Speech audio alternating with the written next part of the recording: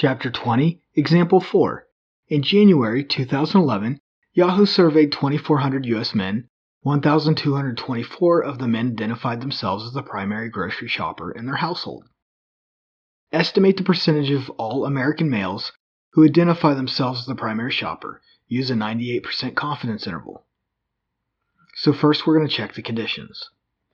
We will assume the survey is designed with standard methods and therefore uses a random sample. 2,400 men is fewer than 10% of all U.S. men,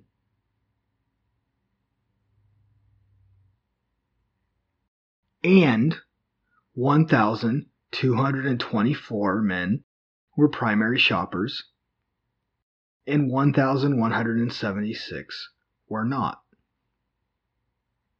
Both at least 10.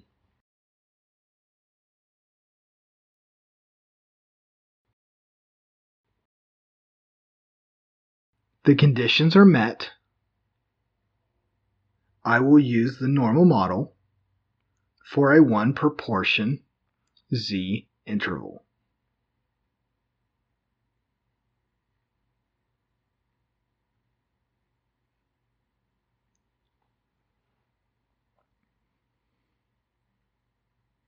So let's start by putting our statistics down. N equals 2,400. X equals 1,224 from our sample, and P hat will be 0.51.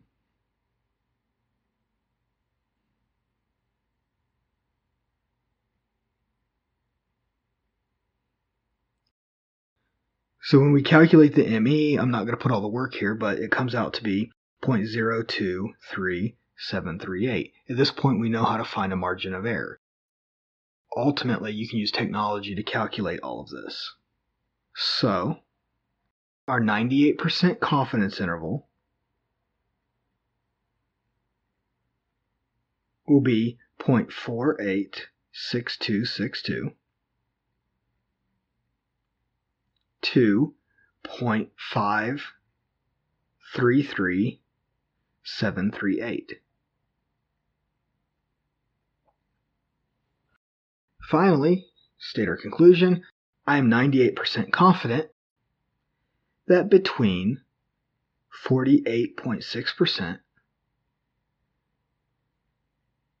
and 53.4% of men are the primary shoppers in their household.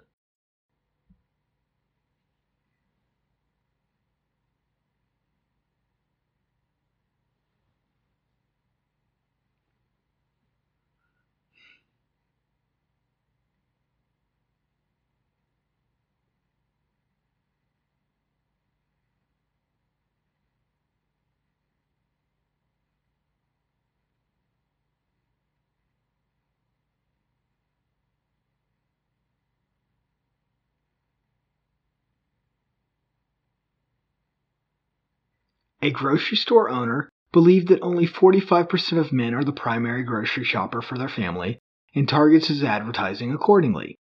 He wishes to conduct a hypothesis test to see if the fraction is in fact higher than 45%. What does your confidence interval indicate? So explain. First, we'll start by noting the hypothesis that will help us in explaining this. So what we're saying is that P equals 0.45. The alternative would be that P is actually greater than 0.45.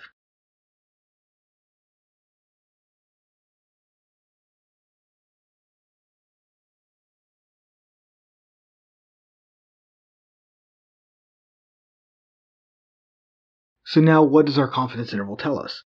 The confidence interval indicates our p-value would be low, and we would therefore reject the null hypothesis.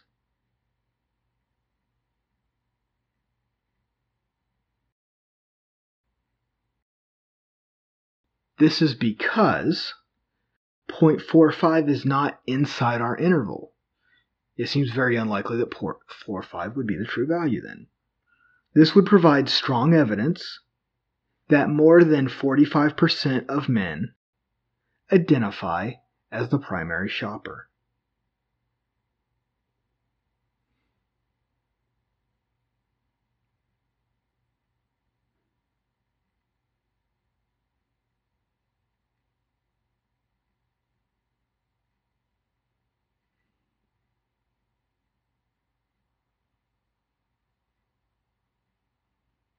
What is the level of significance of this test? Explain. Well, since we created a 98% confidence interval, which of course is two-tailed, you have 1% on both sides, it's outside that 98%. Think about what the normal model looks like. We only care about that upper tail though.